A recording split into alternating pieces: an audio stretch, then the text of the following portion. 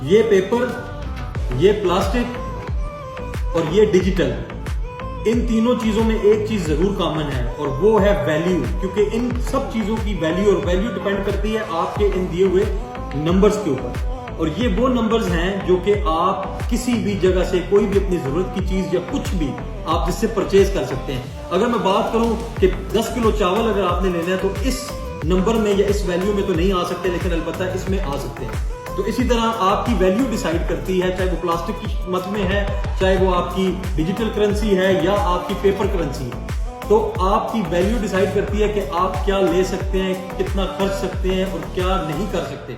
तो कहने का मकसद ये है कि अगर खुदा ना खास्ता, जो मैं आपको समझाने की बात कर रहा हूं कि खुदा ना खास्ता जिस तरह कोरोना आया हर चीज बंद होगी, तो क्या ये पेपर या ये प्लास्टिक या ये डिजिटल चीज ये आप खा के गुजारा कर लेंगे? आपका पेट भर जाएगा? नहीं भरेगा। तो मैं आपको जो चीज समझाना चाहता हूं वो ये समझाना चाहता हूं कि जो चीज आपकी बेसिक नेसेसिटी है उसमें ये जो नारा, ये पॉलिटिकल नारा नहीं है, ये बेसिकली इसके ऊपर पूरी दुनिया जो है वो रिलाय करती है। जो रोटी, कपड़ा और मकान, आपकी जो बेसिक नेसेसिटी है उसमें सबसे पहले रोटी है, ठीक है। फिर आपने रोटी के बाद ये चीज कपड़ा पहनना और फिर उसके बाद मकान, और ये तीनों चीजों पे आपको इन्वेस्टमेंट करनी। और ये ऐसी इन्वेस्टमेंट्स हैं जो आपको ता क़यामत तक ये चीजें आपकी जरूरत में रहेंगी। तो ये आर्टिफिशियल तौर पे मटेरियलिस्टिक बनना ठीक है, किसी हद तक ठीक है, लेकिन सबसे पहले जो चीज आपने सिक्योर करनी है वो आप अपनी बेसिक नेसेसिटीज को सिक्योर करें, अपनी इन्वेस्टमेंट्स को वहां पर लगाएं, ना कि वो चीजें आप पालें। गाड़ी लग्जरी आइटम्स में आता है, गाड़ी आपकी बेसिक नेसेसिटी नहीं है। विदाउट गाड़ी आप देखिए रेंट पे टैक्सी भी ले सकते हैं आप, वैसे और भी पब्लिक ट्रांसपोर्ट पे भी जा सकते हैं। इसी तरह आपने लायबिलिटीज नहीं पालनी। आपने सबसे पहले अगर आपकी बेसिक स्ट्रांग है तो फिर आप लग्जरी आइटम्स की तरफ जाएं, उस तरफ जाएं। तो कहने का मकसद ये है कि जो बेस्ट इन्वेस्टमेंट्स आप कर सकते हैं इस वक्त और इस टाइम पे वो ये है कि आप अपनी बेसिक पे करें। और जरूरी नहीं कि वो स्टॉक करें, आप उसको उगाएं। जैसे आप अगर कुछ गंदम वगैरह अगर उगाने पे आप तवज्जो दें तो यकीन माने ये जो डी वैल्यू होती जा रही है मनी, ये इसकी वैल्यू बढ़ती जाएगी क्योंकि प्रोडक्शन नहीं है मार्केट में, डिमांड ज्यादा है, कंजप्शन ज्यादा है, लेकिन प्रोडक्शन नहीं हो पा रही।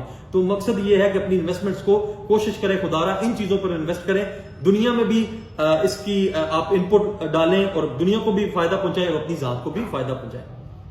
कितने मजे की बात है। ज्यादातर लोग दिन रात सोए रहते हैं, घर में पड़े रहते हैं, सारा दिन नेटफ्लिक्स पे मूवीज और सीरीज देखते रहते हैं, टिकटॉक पे मुजरा वीडियोस देखते रहते हैं, मोबाइल पे वीडियो गेम्स खेलते रहते हैं, अपने दोस्तों के साथ टाइम वेस्ट करते रहते हैं और सोचते हैं कि वो एक ना एक दिन मिलियनेयर जरूर बनेंगे। अगर आप भी ऐसे लोगों में से हैं तो आपका लाइफ में कुछ नहीं होने वाला। ज्यादातर लोग ऑनलाइन या ऑफलाइन बिजनेस इसलिए स्टार्ट नहीं कर पाते क्योंकि एक बिजनेस बनाने के लिए रिस्क लेना पड़ता है, रिस्पॉन्सिबिलिटी उठानी पड़ती है, रिसर्च करनी पड़ती है, हार्डवर्क और स्मार्ट वर्क करना पड़ता है, फेलियर्स को फेस करना पड़ता है, टाइम और पैसे की इन्वेस्टमेंट करनी पड़ती है। और ज्यादातर लोग ये सब कर नहीं पाते क्योंकि हमारे एजुकेशन सिस्टम में रिस्क टेकिंग स्किल्स, रिस्पॉन्सिबिलिटीज को हैंडल करना, स्मार्ट वर्क करना, रिसर्च करना, फेलियर्स को फेस करना, टाइम को मैनेज करना, इन्वेस्ट करना, ये सब नहीं सिखाया जाता। और दूसरी तरफ ऑनलाइन अर्निंग के हवाले से यूथ का दिमाग खराब करने के लिए यूट्यूब पर बहुत से ऑनलाइन अर्निंग ट्यूटोरियल्स बनाने वाले फेक गुरुज बैठे हैं।